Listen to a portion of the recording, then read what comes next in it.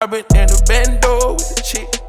Well, Jimmy Choo Sando, cause I'm rich. What's going on? What's going on, man? It's your boy Rich and Faith TV. We always working, we always grinding, and we have a special guest in the building. My boy Branden, aka Sylvie, aka the CEO of Silver Life, aka the production guy, aka the man. Pop your shit, dog. How you doing today? Yes, sir. You already know what's going on. Yeah, man. Thanks for having me, man. You know, it's your boy Brando, aka Sylvie. We here. Thanks, Rich and Faith TV, for having me. This is gonna be a moment in time. This I haven't done an interview, so I'm just glad to open up to y'all today. I haven't done an interview in some time, and I've done a lot since the last one. So let's open up. Let's get into it. I tell y'all what's been going on with SLC, Silver Life, the movement, the campaign, the civilians, all that. Okay, man. So when the brand started? Because I know you've been doing this for a long time, bro. Yeah, so essentially the brand Silver Life started in 2009. It started when I went on my first musical tour as a performing artist. I did the Chitlin circuit. It was my first. I had been doing music as a producer for about 2 years. I was 19 at the time, and I went on tour, and my name was something else before. And just to be completely scrupulous, my first name was a name that the homies gave me in Virginia, and it was Silver Spoon. But I didn't realize that they were kind of like jonesing a little bit. So when I started doing music, I just went with the name Silver Spoon. So I did the Chitlin circuit, got to Tuskegee University. I actually got booed. I was with Wale on that tour, and I got booed, partly because the DJ introduced Wale when it was my turn. So the crowd was like, yo, I want Wale, but it was my turn. So they were like, who is this? Plus, my name was Silver Spoon in a predominantly black place where they were just kind of like, so that experience taught me a lot. And on the flight back, I was like, I got to rebrand now. Silver Spoon is not the name, not going with it. So I was on the flight back, and I was like, you know what? I'm going to rebrand. I'm going to create something that's going to be full of context, something deep, and something that I can give to my peers for them to be able to live by these parameters or be inspired by these parameters and move and create this lifestyle.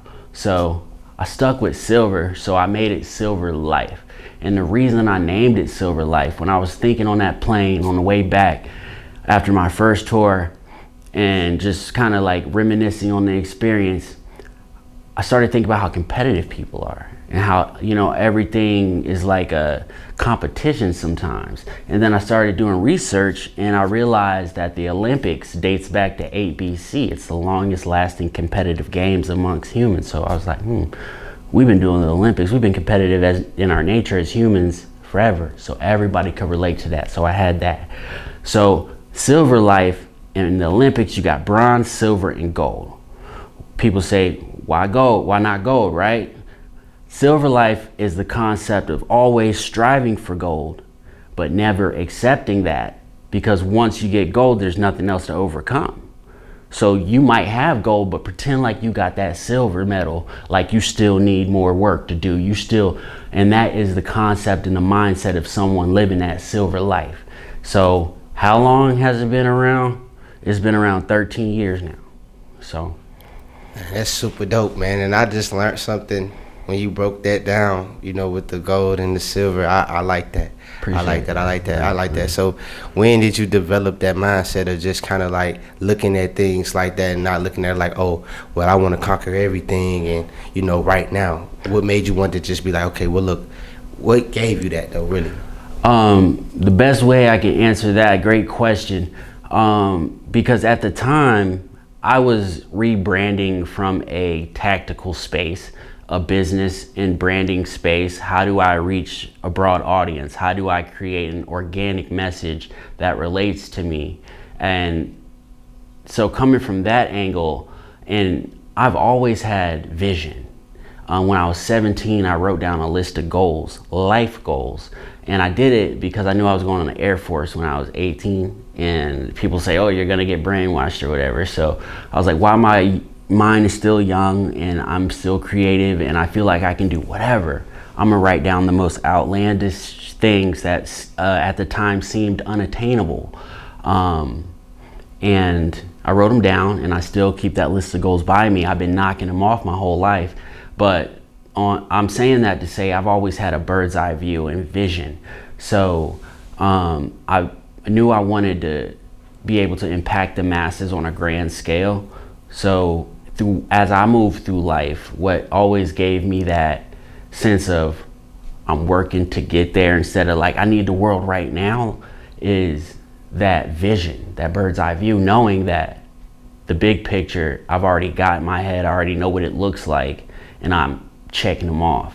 Since I was 17, I've had these goals, and I've added some. I have yearly goals that I add to get there, but the grand scheme of goals, like I think that act as a 17-year-old has given me that ability to be able to see that bird's eye view and be like, I don't need it right now. It's gonna come, and I know it's gonna come, and walk with that confidence and be that light for my peers.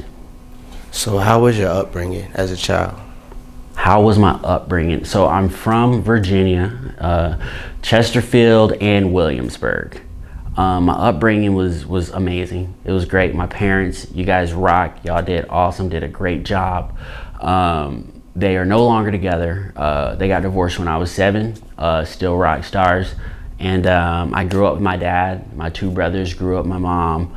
And I was always a skateboarder, doing my own thing, different from my brothers. And I was in a rural community, a community where there wasn't a lot of people like us, as far as African American or Black Americans. So that was an experience that I had to learn from. And I was kind of like that person that was like stuck in the middle. Like I said, like the people that were around called me Silver Spoon Jonesing. So I wasn't fully accepted growing up by my own people. Didn't care. I was a skater in my own world anyway. I didn't realize till later. But still, I wasn't accepted by the other people either. Had traumatic experiences and weird ass stuff that just happened. So it was just like, I've always been a loner, but I always wanted to help and impact the world on a grand scale and do acts of philanthropy. So I've been working on learning things to be able to do that most effectively as I walk through my journey on this life.